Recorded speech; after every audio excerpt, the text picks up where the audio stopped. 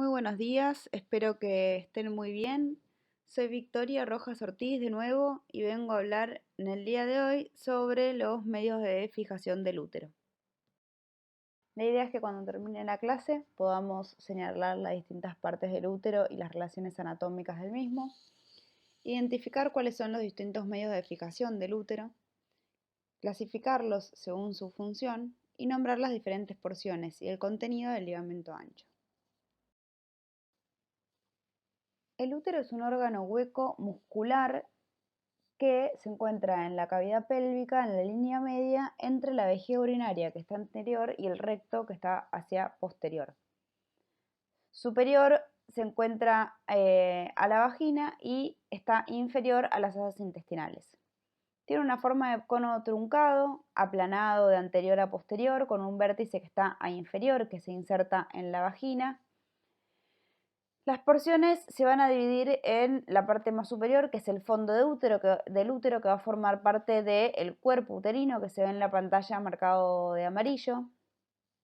El istmo uterino va a estar un poquito más abajo de la línea media y va a ser una porción donde va a estar como estrangulado el cuerpo del útero y lo va a separar de la porción más inferior, que es la que se inserta en la vagina, que es el cuello uterino.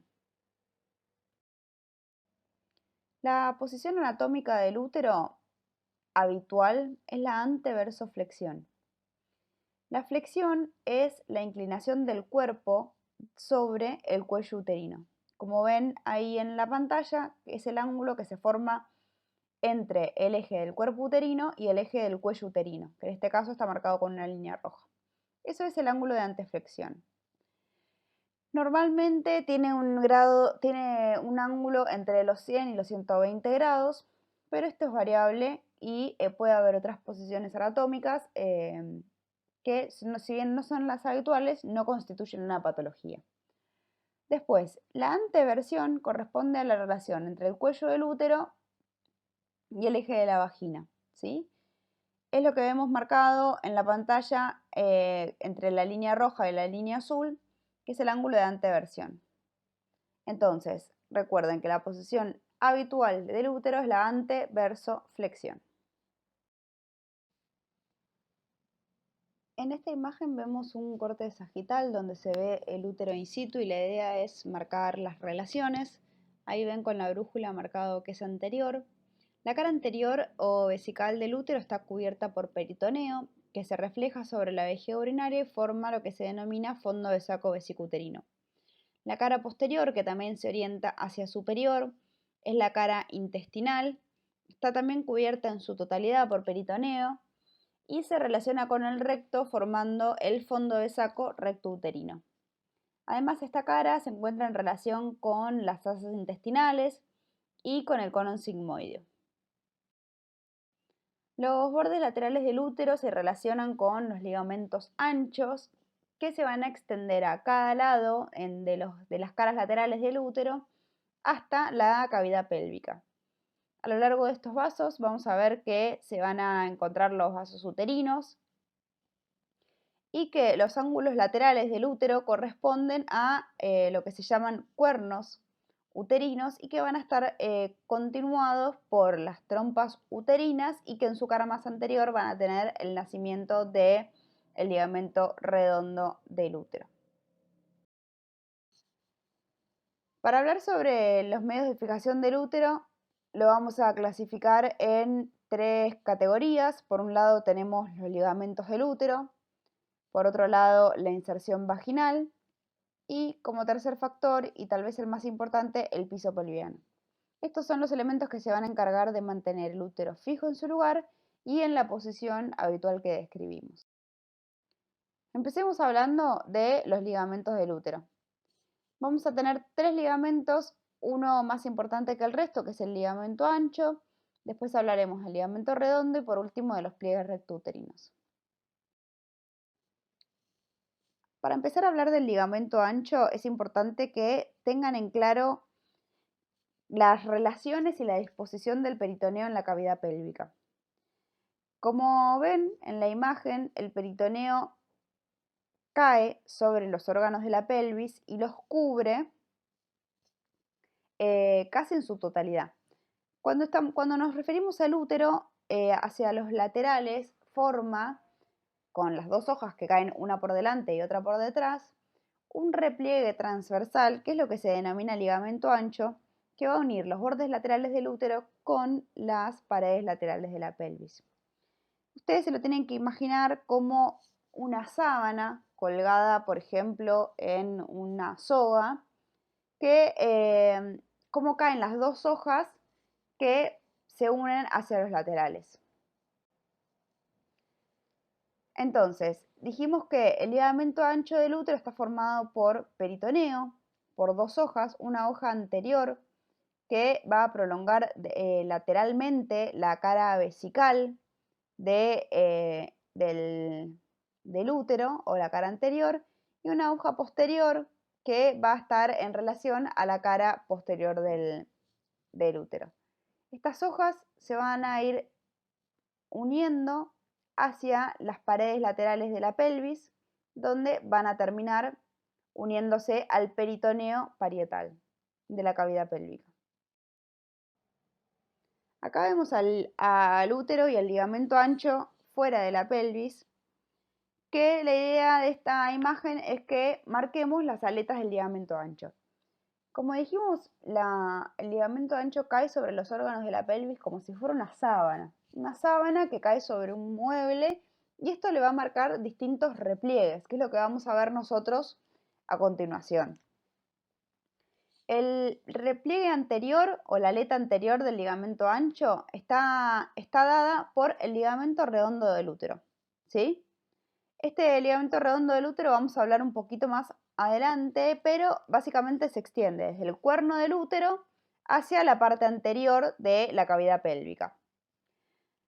La aleta superior, que en la posición anatómica sería la que se ve, o sea, viendo la pantalla, la de la izquierda, porque como ven la de la derecha está retraída por una pincita, la aleta superior está constituida por la trompa uterina y su meso.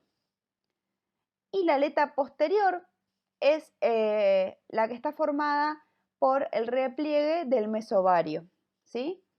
Y también por el ligamento propio del ovario. Como ven, en este caso no incluimos al ovario porque ustedes ya sabrán que el ovario es el único órgano que no está cubierto por peritoneo. Entonces, como si el ligamento ancho es peritoneo, el ovario quedaría fuera de estas aletas del ligamento ancho. Pero lo que vamos a incluir como aleta posterior es su meso y el ligamento propio del ovario. A su vez, el ligamento ancho del útero se distingue en distintas porciones, una más superior, que es lo que se denomina mesosalpinx, que es la que está en relación con las trompas uterinas, que básicamente se va a corresponder al meso de las trompas, ¿no?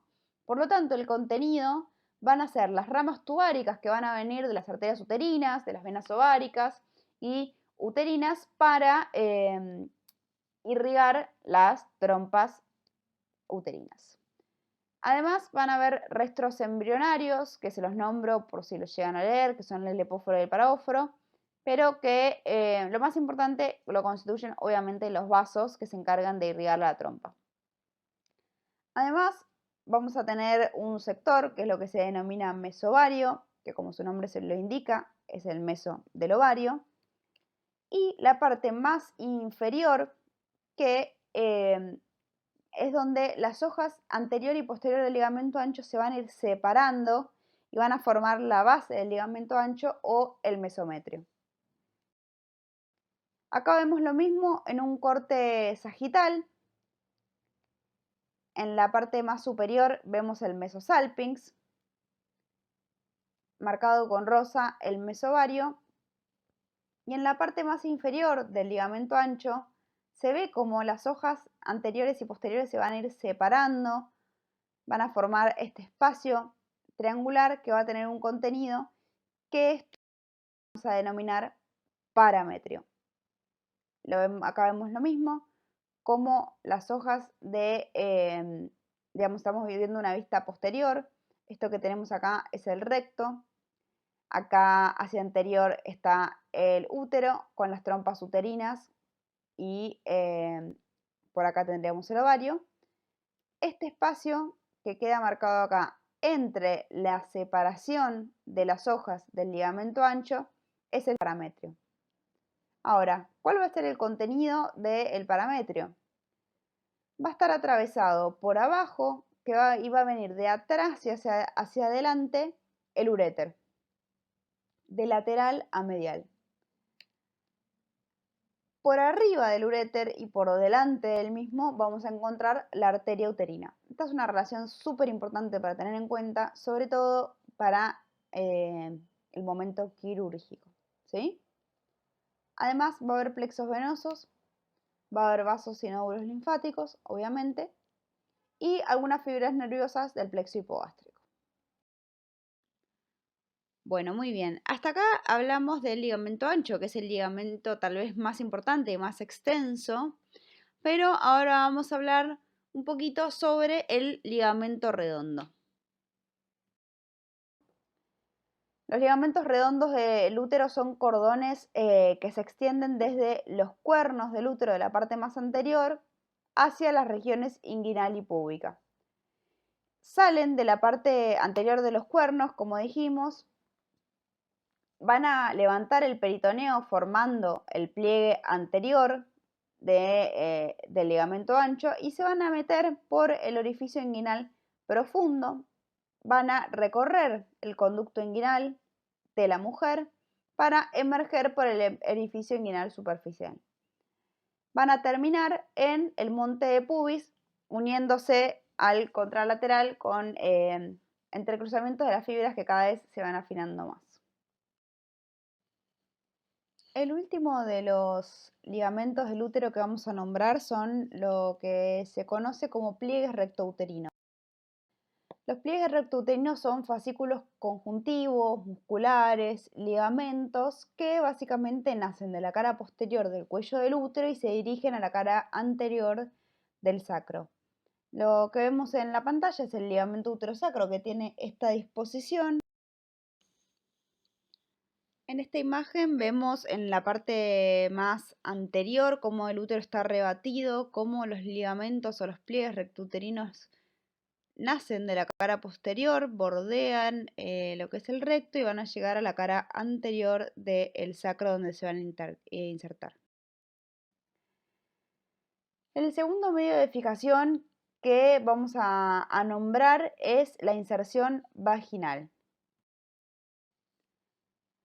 Como dijimos, el útero se implanta en la porción superior de la pared anterior de la vagina, formándose hacia los laterales los fondos de saco.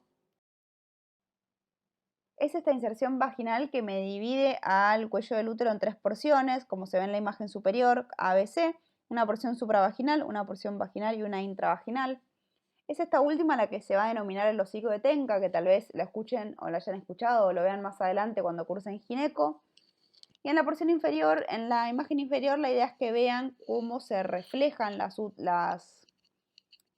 hojas del peritoneo a nivel, por ejemplo, de la cara anterior del recto, cómo se forma ese fondo de saco recto vaginal o cómo se forma el fondo de saco vesicouterino. El último medio de fijación del útero es el piso pelviano.